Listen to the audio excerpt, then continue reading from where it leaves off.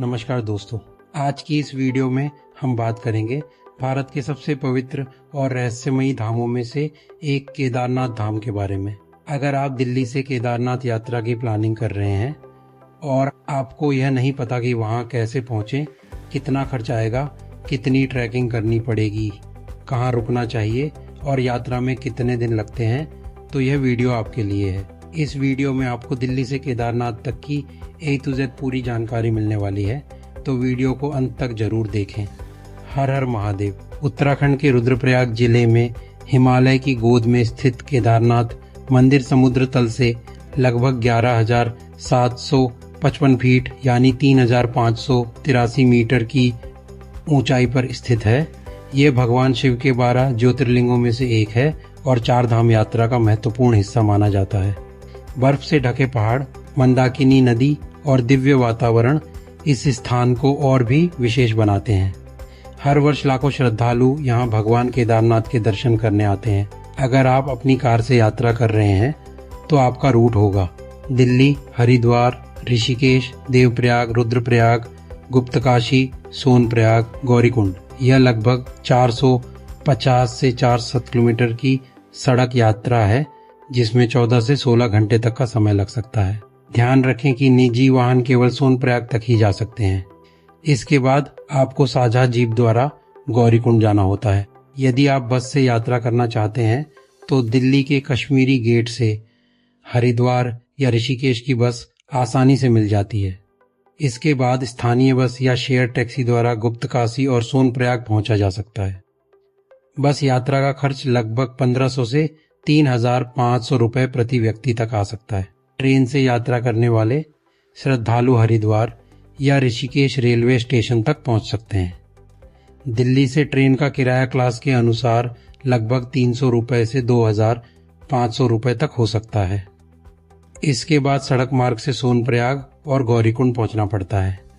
यदि आप हवाई यात्रा करना चाहते हैं तो सबसे नजदीकी एयरपोर्ट देहरादून का जॉली ग्रांट एयरपोर्ट है। दिल्ली से यहाँ पहुँचने में लगभग 1 घंटा लगता है। इसके बाद टैक्सी द्वारा यात्रा कर सकते हैं। समय बचाने के लिए फाटा, सिरसी या गुप्तकाशी से हेलीकॉप्टर सेवा भी उपलब्ध रहती है। हेलीकॉप्टर का खर्च लगभग 7,000 से 12,000 रुपये तक हो सकता है। गौरीकुंड से केदारनाथ ट्रैक। गौरीकुंड से केदारनाथ मंदिर तक लगभग 16 से 18 किलोमीटर का ट्रैक करना पड़ता है। सामान्य रूप से इस ट्रैक को पूरा करने में 6 से 8 घंटे का समय लगता है। रास्ते में आपको हिमालयी घाटियां, झरने, बादलों से घिरे पहाड़ और अद्भुत प्राकृतिक दृश्य देखने को मिलते हैं। जो श्रद्धालु पैदल नहीं चल सकते, उनके लिए घोड़ा, खच्चर, पालकी और हेलीकॉप्टर की सुविधा भी उपलब्ध है। साल 2013 में उत्तराखंड ने अपने इतिहास की सबसे भयानक प्राकृतिक आपदा देखी। लगातार बारिश और चोराबाड़ी झील के टूटने से भीषण बाढ़ आ गई। पूरा केदारनाथ क्षेत्र तबाह हो गया। होटल, दुकानें, सड़कें और कई इमारतें बह गई। लेकिन आश्चर्यजनक रूप से केदारनाथ मंदिर सुरक्षित बच गया। माना जाता है कि मंदिर के पीछे आकर रुकी एक विशाल चट्टान, जिसे आज भीमशिला कहा जाता है, ने बाढ़ के बहाव को मोड़ दिया और मंदिर को बचा लिया। आज भी लाखों श्रद्धालु इस शिला के दर्शन करने आते हैं। केदारनाथ में कहाँ रुकें? यदि आपका बजट कम है तो धर्मशालाएं, GMVN कैंप और सामान्य गेस्ट हाउस उपलब्ध हैं। इनका खर्च लगभग 500 से 2,000 रुपये प्रति रात तक हो सकता है। मिड रेंज होटल 2500 से 5,000 रुपये तक मिल जाते हैं, जबकि प्रीमियम और लग्जरी स्टे 7,000 से 15,000 रुपये या उससे अधिक तक उपलब्ध हैं। रुकने के लिए गुप्तकाशी, सोनप्रयाग और केदारनाथ बेस सबसे लोकप्रिय स्थान है। यदि आप बजट यात्रा करते हैं तो पूरी यात्रा लगभग 5,000 से 9,000 रुपये प्रति व्यक्ति में पूरी हो सकती है। आरामदायक यात्रा के लिए 12,000 से 25,000 रुपये तक का बजट रखना बेहतर रहेगा। यदि आप हेलीकॉप्टर सेवा का उपयोग करते हैं तो खर्च 30,000 रुपये या उससे अधिक भी हो सकता है। केदारनाथ यात्रा के लिए 4 से 6 दिन का समय सबसे उपयुक्त माना जाता है।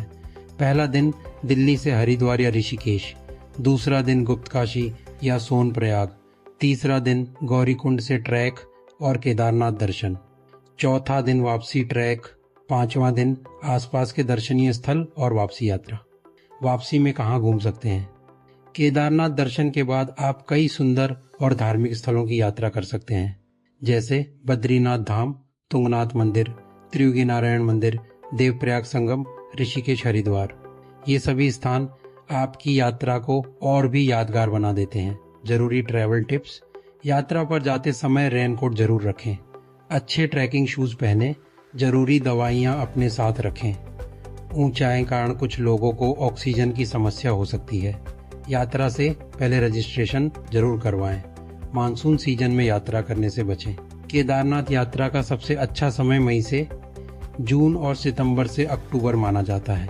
उम्मीद है कि यह पूरी केदारनाथ यात्रा गाइड आपको पसंद आई होगी और आपकी यात्रा की तैयारी में मदद करेगी। अगर वीडियो उपयोगी लगी हो तो वीडियो को लाइक करें, चैनल को सब्सक्राइब करें और कमेंट में बताएं कि आप केदारनाथ कब जाने वाले हैं। जय केदारनाथ, हर हर महादेव।